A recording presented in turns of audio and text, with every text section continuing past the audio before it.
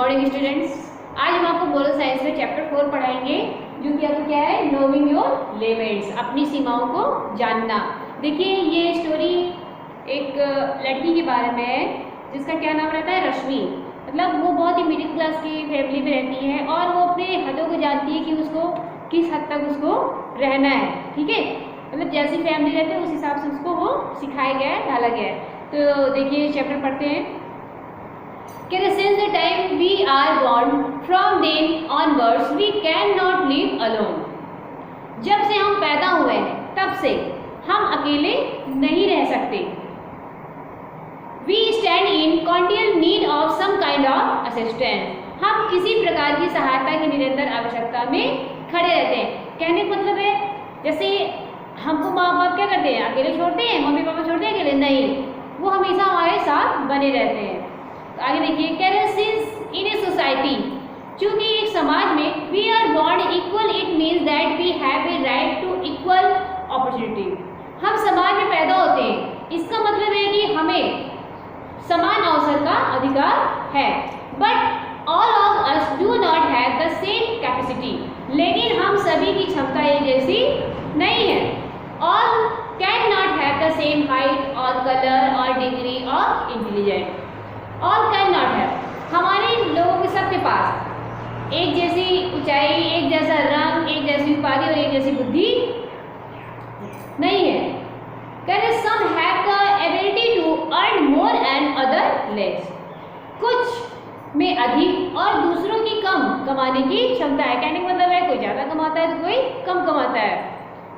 आगे देखिए, कह रहे इन द सोसाइटी, समाज में there is a wide gap between have and have nots. समाज में एक व्यापक खाई है और नहीं भी है। मतलब कि जैसे कहते हैं वो बड़ा अमीर है, मतलब हम लोग अपने ही मन में उसके लिए बहुत ऊंचा विचार बना लेते हैं, और जो लोग कहते हैं वो तो बड़ा गरीब है तो उसके प्रति हमारे ख्याल क्या रहता है, अरे वो बहुत छोटा है। तो वही चीज़ है कि समाज में क्या है, मतलब एक व्यापक खाई है और नहीं भी है, मतलब कोई मानता है कोई नहीं भी मानता है। आगे देखिए, क्या society is a combination of rich, poor, average and intelligent people. समाज में हर तरीके का मेल जोल है। जैसे देखिए समाज में हर तरीके का मेल जोल है। जैसे देखिए अमीर का, गरीब का और औसतन बुद्धिमान लोगों का, मतलब सबका मेल है यहाँ पे। कह रहे few are born with a silver spoon where other lead an average life. कुछ लोग चांदी की चम्मच के साथ पैदा होते हैं और जबकि अन्य एक औसत जीवन जीते हैं। कहने का मतलब है कुछ लोग तो इतने वीर होते हैं कि वे लोग चांदी की चम्मच से भी खाने की भी हिम्मत रखते हैं, और कुछ लोग ऐसे भी होते हैं कि जिनके पास ये भी नहीं नसीब रहता, मतलब नॉर्मल भी उनके पास नहीं रहता। आगे देखिए, कह रहे many work hard to earn their bread. कई लोग अपनी रोटी कमाने के लिए कड़ी मेहनत करते हैं। जैसे लेबर रहते हैं, वे बेचारे सुबह से शाम तक काम करते हैं, किस लिए, कि उनके घर में जो उनका परिवार है वो अच्छे से 2 वक्त की रोटी अच्छे से खा सके। तो आगे देखिए, कह रहे we all should understand that fortune is not equal distribute. हम सभी को यह समझना चाहिए कि भाग्य समान रूप से वितरित नहीं है। जैसे किसी का भाग्य एक जैसे नहीं होता, कोई बहुत अच्छा रहता है हर चीज में, कोई कुछ भी नहीं रहता, तो सब अपनी अपनी भाग्य की बात रहती है। कह रहे एज सोशल बीइंग्स, सामाजिक प्राणी के रूप में individual have many duties in life. व्यक्तियों के पास मतलब जीवन में कई जिम्मेदारी होती है, कई ड्यूटीज होती है। Duties of their families, their societies and to their countries are the important duties of all individuals. देखिए ये जो जिम्मेदारियाँ होती है, ये जो ड्यूटीज होती हैं हमारे परिवार के प्रति, समाज के प्रति, ठीक है, मतलब अपने समाज के बारे में, अपने देश के लिए, और बहुत मतलब और कई भी महत्वपूर्ण ड्यूटीज होती हैं व्यक्तियों की। देखिए all individual must be very hard working and selfish. सभी व्यक्तियों को बहुत मेहनती और निस्वार्थी होना चाहिए। If they are to discharge their duties properly, यदि वे अपने कर्तव्यों का सही तरीके से निर्वहन करते हैं, individual must apply sincere and wholehearted efforts to perform any work, but they had to accept the result without being disappointed. किसी भी काम को करने के लिए व्यक्ति को ईमानदार और पूरे दिल से आवेदन करना चाहिए, लेकिन उन्हें निराश हुए बिना परिणाम को स्वीकार करना होगा। मतलब कि आप कार्य करते रहिए, आप उसके फल की आशा मत करिए। अगर आप सही कार्य करेंगे तो आपको रिजल्ट भी क्या होगा, अच्छा मिलेगा। ठीक है, तो आगे देखिए, it is necessary for everybody to prepare himself thoroughly in his early years for the tasks that he will have to perform in life. हर किसी को अपने शुरुआती वर्षों में खुद को अच्छी तरह से तैयार करने के लिए आवश्यक है कि उन्हें जीवन में प्रदर्शन करना होगा। जैसे देखिए, कोई भी व्यक्ति जॉब पाता है तो पहले उसको ट्रेनिंग दी जाती है। जब वो ट्रेनिंग में अच्छे से परफॉर्म अच्छा देने लगता है तो जो उनसे सिखाने वाले तो समझ जाते हैं कि अभी उस लायक हो गया है। ठीक है, तो आगे देखिए, Rashmi was the only daughter of her parents. Rashmi अपने माँ बाप की अकेली पुत्री थी। The average income of the family trained her to live a life of limited Dzire.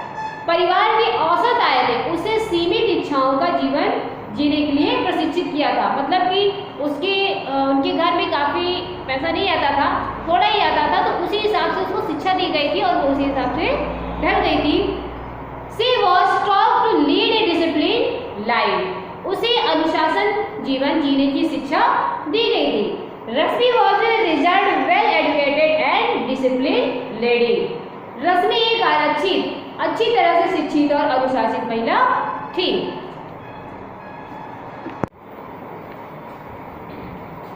आगे देखिए, according to her parent choice Rashmi was married to Satish. उसके माता पिता की पसंद के अनुसार रश्मि की शादी सतीश से हुई। Satish was a young handsome and honest man. Satish एक युवा, सुंदर और ईमानदार व्यक्ति था। He served in a private organisation and was involved in the business of computer software. उन्होंने एक निजी संगठन में सेवा की और कंप्यूटर सॉफ्टवेयर के व्यवसाय में शामिल थे। Satish was Rashmi led a happy life. Satish और रश्मि एक खुशहाल जीवन का नेतृत्व किया। They loved and cared for each other. वे एक दूसरे से प्यार और एक दूसरे का ध्यान रखते थे। Sudhir occupied the adjacent portion of Satish house. Sudhir ने सतीश के घर के आसपास के हिस्से पर कब्जा किया था। He was a very helpful neighbour and lawyer by profession. वह एक बहुत ही मददगार पड़ोसी था और प्रोफेशन से और व्यवसाय से एक वकील था। Sudhir was blessed with a son. Sudhir को एक पुत्र प्राप्त हुआ। His wife Shalini was housewife. उसकी पत्नी एक गृहिणी थी, हाउस वाइफ थी। She was polite but fashionable. वह बहुत ही सभ्य और फैशनेबल थी। Sudhir earn a handsome income.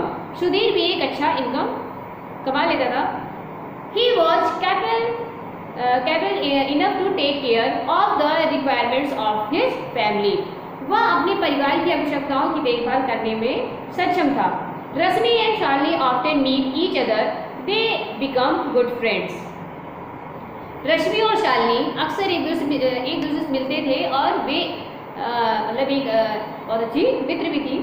Shalini beautiful house was decorated with expensive furniture.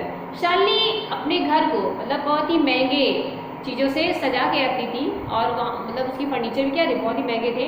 C was varieties of gold jewellery. उसके पास सोने के गहनों की कई मतलब किस्में भी थी, मतलब बहुत से गहने थे उसके पास। She had newly design dresses. उसके पास नए डिजाइन के कपड़े थे। Sudhir had expensive car. Sudhir के पास महंगे कार भी थी। तो आज ये चैप्टर में आपको इतना पढ़ाते हैं। सेकंड पार्ट में इसका हम दूसरा भाग पढ़ाएंगे। Okay, thank you.